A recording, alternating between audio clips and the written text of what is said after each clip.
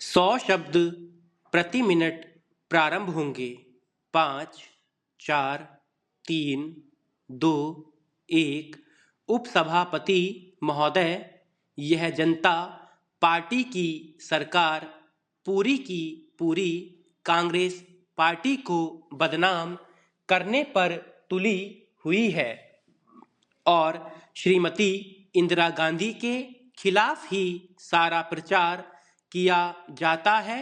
मैं यह स्पष्ट रूप से कहना चाहता हूं कि अगर इस देश में यह भावना फैल गई कि इस देश के नेता बेईमान हैं, पूरा नेहरू परिवार बेईमान है, श्रीमती इंदिरा गांधी बेईमान है और यह भावना उनके अंदर अगर घर कर गई तो इस देश के जनतंत्र का अंत हो जाएगा।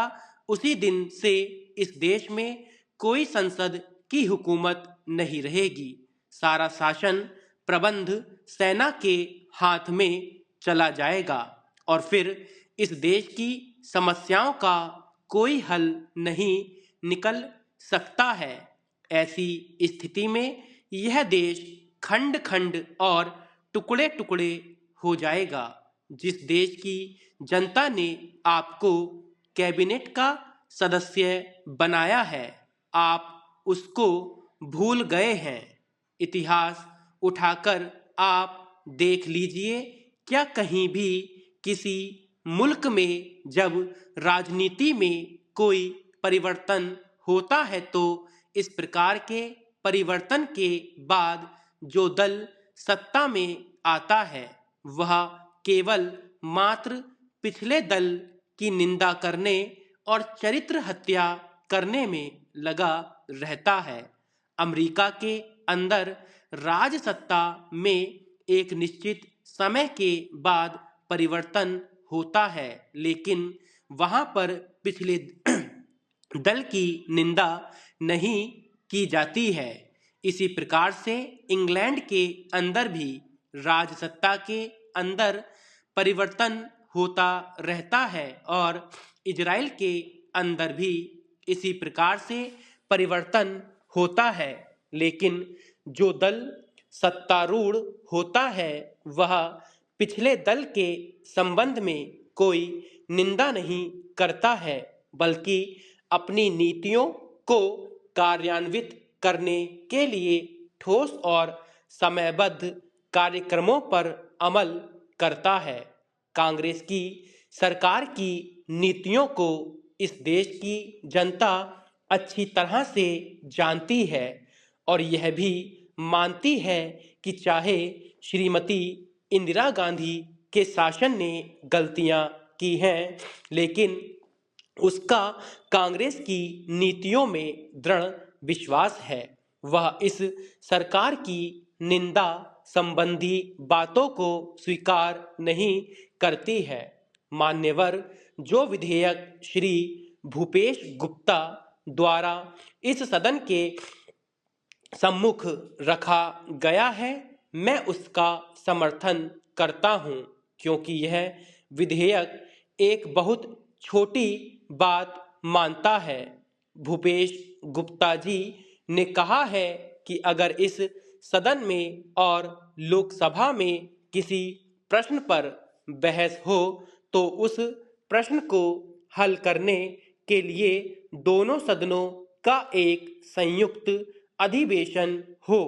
और इस संबंध में मुझे एक बात याद आती है, जब प्रीवी पर्सेज को बंद करने का प्रस्ताव लोकसभा में पारित होकर राज्यसभा में आया, उस समय यहां सिर्फ 1/3 वोट से वह पारित कर दिया गया और उसका ऐसा नतीजा हुआ। मैं उनके बिल का समर्थन करते हुए उसके उदाहरण में एक बात कहना चाहता हूं। मेरा कहना यह है कि अगर यह अवसर पैदा नहीं होता तो यह बड़ी समस्या पैदा नहीं होती। सवाल यह है कि हमको यह देखना है मैं बहुत संक्षेप में एक मौलिक बात कहना चाहता हूं, जिसके लिए मैं थोड़ा समय लूंगा। सभापति महोदय, मैं अपनी बात जल्दी समाप्त कर दूंगा।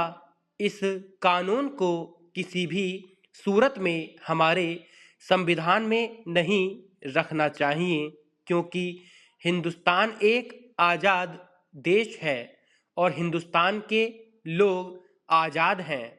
अगर आप समझते हैं कि आप अंग्रेजों के वारिस हैं और हिंदुस्तान को गुलाम बनाए रखना चाहते हैं, मंत्री महोदय, आप अगर यह समझते हैं जो मैं कह रहा हूं वह आपके दिल में भी आ जाए, इसलिए मैं कहना चाहता हूं कि अगर केंद्रीय सरकार यह समझती है कि वह अंग्रेजों की वारिस है, अगर वह समझते हैं कि हिंदुस्तान गुलाम है और गुलाम जनता पर अधिकार और सत्ता चला रहे हैं, तो इस कानून की ज़रूरत है। लेकिन अगर आप ऐसा नहीं समझते तो इस कानून की कहीं कोई ज़रूरत नहीं है।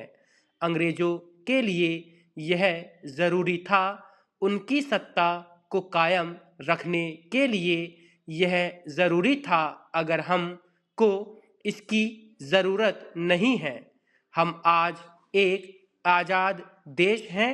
हमारी जनता द्वारा चुने हुए प्रतिनिधियों का मंत्रिमंडल है। हमको इस कानून की कहीं कोई ज़रूरत नहीं है। कई सदस्यों ने आज जो परिस्थिति देश में है उसके बारे में कई चीज़ें कहीं कि कितने नेताओं की हत्याएं हुई। हम भी नहीं चाहते कि ऐसा हो। श्रीमती इंदिरा गांधी की हत्या हुई, यह बड़े दुख की बात है। उस दिन हमारी आंखों में आंसू आ गए थे। लेकिन मैं एक चीज़ पूछना चाहता हूँ कि उन्हीं की सरकार सत्ता में थी, कोई विरोधी दल की सरकार सत्ता में नहीं थी, वे प्रधानमंत्री थी।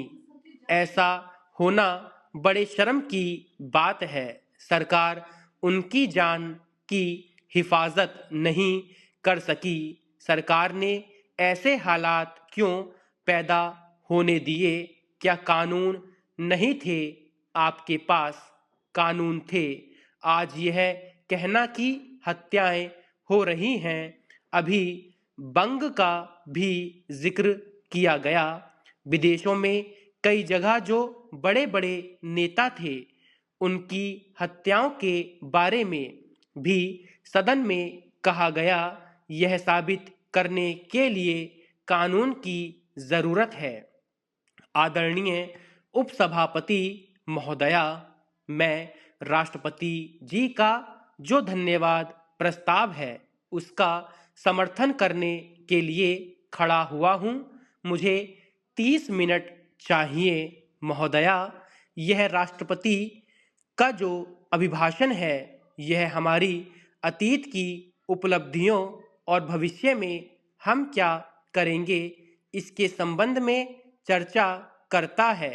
राष्ट्रपति का अभिभाषण एक नीति वक्तव्य होता है कि हमारी नीतियां क्या हैं। महोदया, हमारे विरोधी दलों के नेताओं का करीब करीब मानसिक दिवालिया निकल गया है और वे ऐसी बातें जनता में कहते हैं जिनका कोई मतलब नहीं है।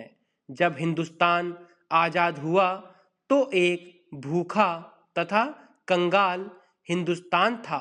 मैं पूछना चाहता हूं अपने विरोधियों से कि क्या हिंदुस्तान में अब भूखा है, कंगाल है, और क्या इसने पिछले 40 वर्षों में कोई तरक्की नहीं की है?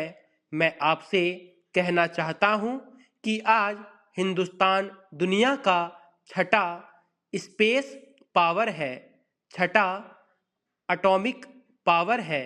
हिंदुस्तान आज एक प्रौद्योगिक देश है। कल ही इसी हिंदुस्तान ने पृथ्वी का सफल परीक्षण किया और यह एक शक्तिशाली राष्ट्र भी बन गया है। स्टॉप।